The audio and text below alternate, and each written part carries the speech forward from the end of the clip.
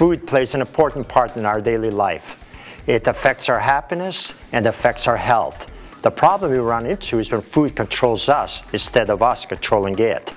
My special guest, Blair Buras, is going to give us the skills that we need to get the most of our daily food intake. Blair, who is a registered dietitian and also has a passion for dance, is the choreographer for our world champions, the Sensations, also teaches at Terry School of Dance. Welcome to Living Fit. And Blair, we need your help. How to read food labels and how to use that knowledge to make the right choices. Let's start off with the very first line that we always see in the food label. Well, the first line in the food label is what's going to direct you for the rest of it. If you don't know what a serving size is, then you have no idea what the other numbers relate to. You're in trouble. Yes. So you want to know what the serving is. So for this box of cereal, it's a serving is a cup. For, say, the peanut butter, it's 2 tablespoons.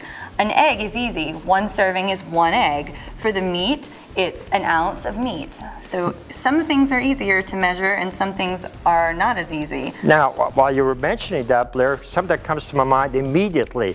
Most of us, including myself, really don't know what those numbers mean. So we have trade tools that we use. Can you share those with us? Yes, you can have a food scale in your kitchen. That's one of the most accurate ways. So if I wanted to measure out an ounce of cheese, instead of knowing any other way, you would measure it with the food scale and you can get an exact amount. But if you don't have a food scale, that's okay. You can use other things.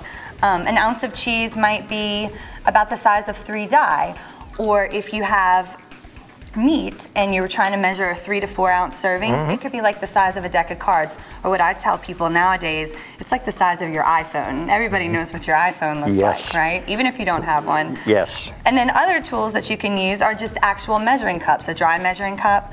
You can use a liquid measuring cup to measure 8 ounces of milk, because that's a serving of milk.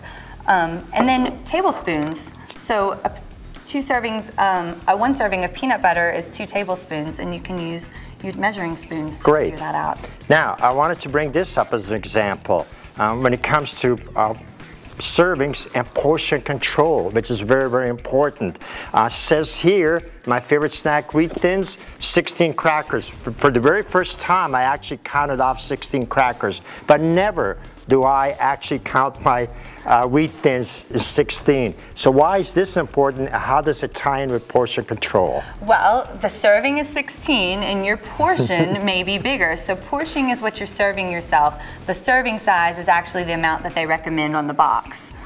Blair, we got about 30 seconds left. When we're looking at using these tools, why is it so important that we get to learn how to use them properly? It's important because if you don't know about how reading the food label can help you, then you're not making the best choices for yourself. So if you educate yourself a little bit on the food label and learn how to read it, you can really make better choices for your health. Great, thank you so much. We're looking forward to having you back. And the theme of the program is to make the right choices that benefit your health and your happiness.